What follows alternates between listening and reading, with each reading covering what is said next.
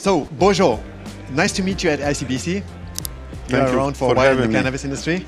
You're around in the cannabis industry, not in the industry, but also in the cannabis space. Yes, mostly in cannabis space, not industry. We are not entering into industry on the small doors, with some unique project, but originally I am from other milieu, so from activism and helping patients. But when did you start? When I started? Yeah.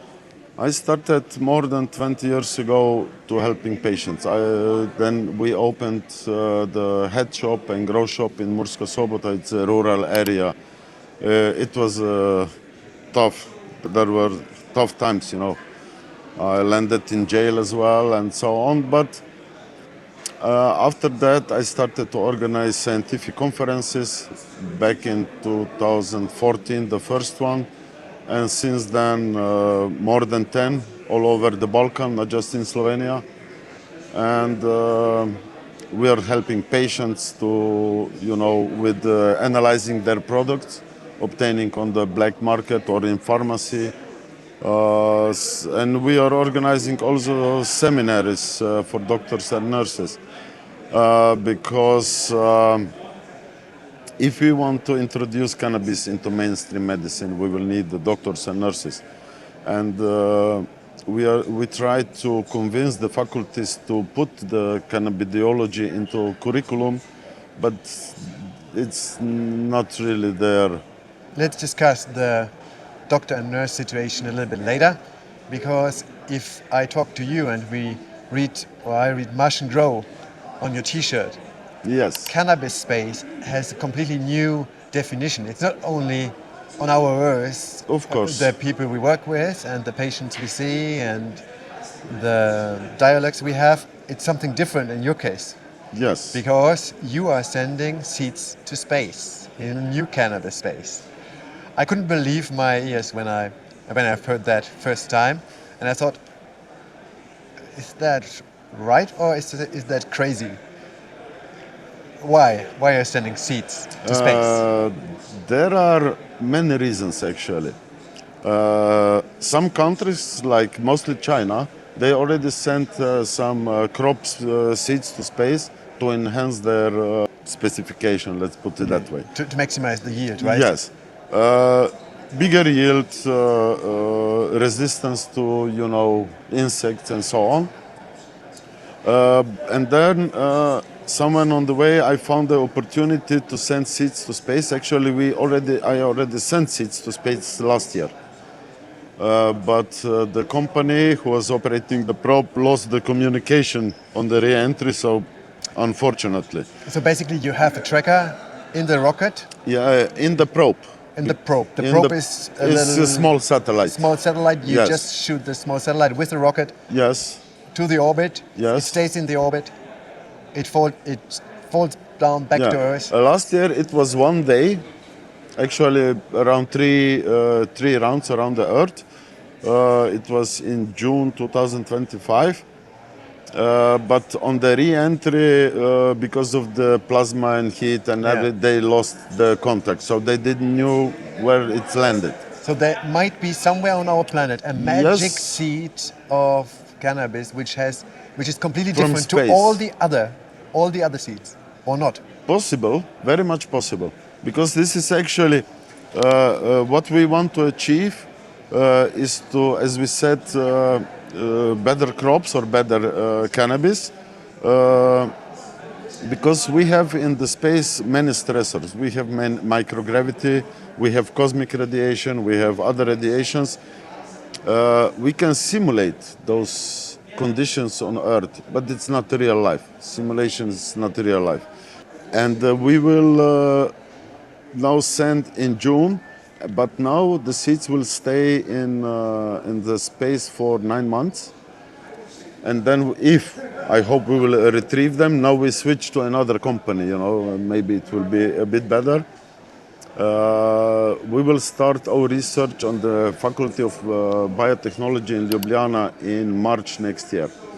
And how do you get the funding for these kind of projects? Because It seems very until risk-based that you will have, or I don't know, maybe, but you will have the super seed everyone wants to buy. So you don't know it yet. So it's a bit risky if the research ever gets the return on investment. Very risky. Until now, we invest our own funds.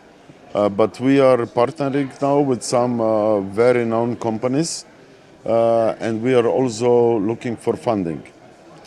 Hear that? Looking for funding, Bojo? Yes, we are looking for funding. We need, to space. To send seeds Super to seed, space. to get back to super seeds. An ideal investor would be the angel investor, who doesn't really expect too much revenue because it's very uncertain area. We don't know what will happen. Someone with passion. Someone with passion for exactly. To take the risk exactly. by chance. By chance. Because we don't know what happened to the seeds which got back. Exactly. To Earth. I will tell you. You remember the Monty Python? Yeah. Long time ago. Long time ago. Yeah. They struggled to make a movie. And they sent the script because they couldn't get the money. They sent the script also to George Harrison. And he put £2 million on the table. And when they asked him, why? I want to see the movie. And it should be something like this. Someone who says, I want to see the seeds. Exactly. Yeah. You talked about the doctors who don't prescribe cannabis in Slovenia. In Slovenia, you have a law which says that you could somehow get medical cannabis in theory. In practice, it's not happening. If you come to Germany, you somehow appreciate or you feel happy how a medical access can look like? Actually, yes. As mentioned before, I organize also seminaries for doctors and nurses, and I invited Julian Wichmann from Bloomberg, yeah. Yeah, genau. Exactly. And he explained the doctors on the faculty how it works in Germany and so on, because Germany is good example. You guys were well organized, It was overnight everything, so to say. Before April 1st last year, it was... Yeah, we had like 2017 first milestone. Yes, exactly. Narcotic medication, and then But now you have more than 1 million patients. More than 1 million patients in Germany. And in Slovenia, maybe they prescribe now 3 or 5 prescription per year on 2 million people. It's nothing. That's because stigma among doctors is still very high, And patients are forced in the illicit market. Yes, patients are forcing it, and my goal, even 20 years ago, is to encourage patients to grow for themselves, because we have Slovenian Supreme Court decided already back in 2012 that self-growing is not a criminal offense, because if you have scientific data that it helps, it's actually humiliation of human rights to take away effective medicine from the people. But do they grow themselves, or yes, do they buy very much. illicit? So what is like the majority? Illegal markets, where do they supply themselves? Let's say 10 years ago it was 90% black market, now it's maybe 30% or 40% black market. Okay.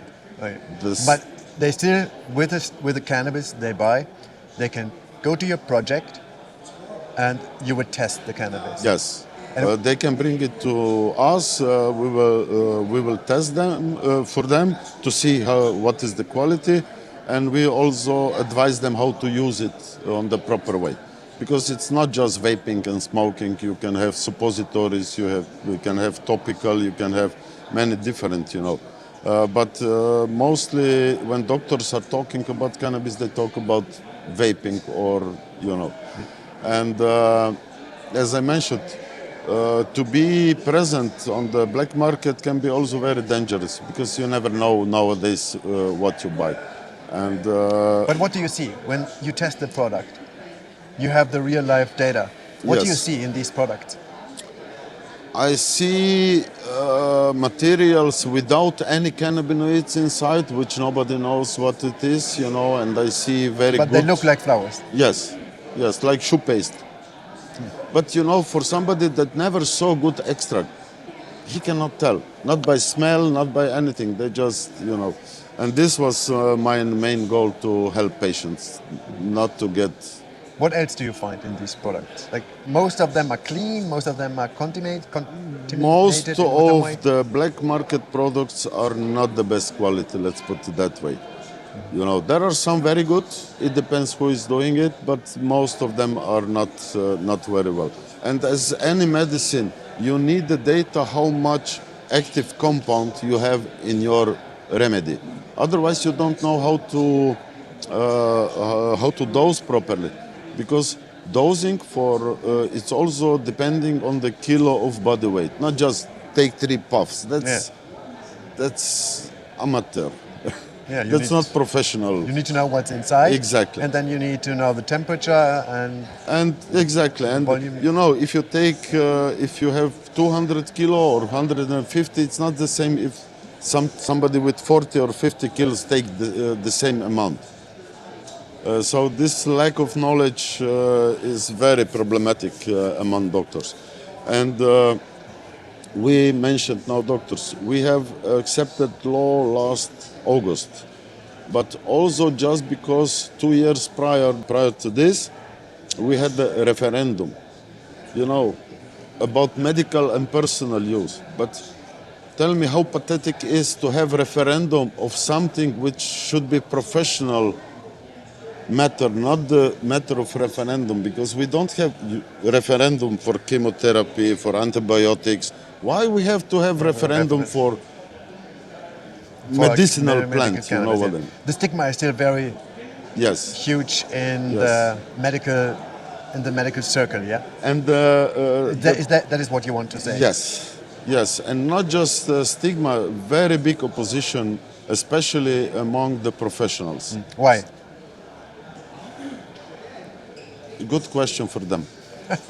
Maybe you ask them next time you see them. I ask them. Where does the stigma come from? 70 years of propaganda, it's a lot. And you know how the medical world works. They don't learn anything about cannabidiology, not even in Germany. Maybe now. They started. They started. At university, very little still. Yeah. Yes. But if you want to prescribe, you have to know what you are prescribing.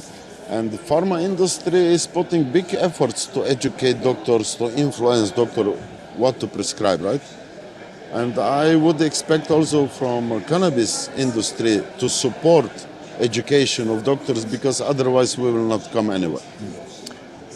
Božidar, you have been in this cannabis space on Earth for 20 years before going to the next space, or like sending seeds into the next space. And you have been at the ICBC many times. If you look at this year's ICBC, what is your first thought?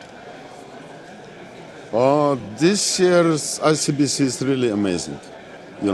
It's so broad mix of companies, of research companies, of everything, that I would be very happy if our professionals would go through this to see how far advanced is cannabis industry actually on the medical and or others areas.